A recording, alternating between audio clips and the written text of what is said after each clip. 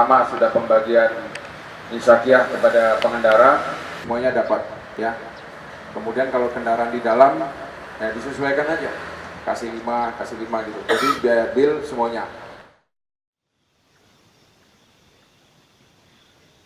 Sejumlah anggota polisi wanita atau Polwan Polres Aceh Timur pada Senin 13 Mei 2018 sore melakukan aksi simpatik dengan membagikan jadwal imsakiyah bagi para pengguna jalan yang melintas di depan Polres Aceh Timur.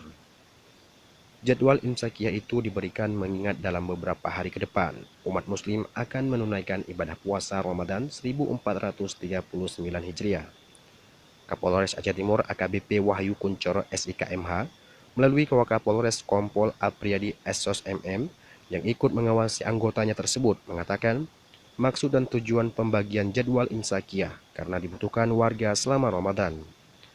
Lebih lanjut, Kompol Apriyadi mengatakan pada hari ini pembagian jadwal imsakiyah difokuskan kepada pengguna jalan yang selanjutnya nanti akan membagikan kepada warga dengan cara mendatangi rumah-rumah warga juga.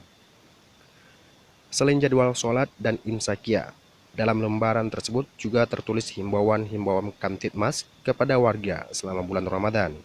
Di antaranya, larangan menjual makanan atau minuman pada siang hari, menjual atau menyalakan petasan, minum minuman keras, tawuran, atau balapan liar. Sementara itu, himbauan yang disampaikan adalah pastikan rumah dalam keadaan aman, yaitu matikan kompor dan kunci rumah saat melaksanakan ibadah. Jangan menggunakan perhiasan yang berlebihan. Gunakan kunci ganda pada sepeda motor dan pastikan kelengkapan berkendara seperti menggunakan helm standar. Saya atas nama pimpinan mengucapkan marhaban ya Ramadan, yaitu selamat menunaikan ibadah puasa untuk tahun ini. Semoga kita diberi kesehatan, kekuatan sehingga kita dapat melaksanakan ibadah puasa selama lebih kurang 1 bulan penuh. Nah, tujuan kami yang mungkin barusan kita laksanakan mulai dari kemarin.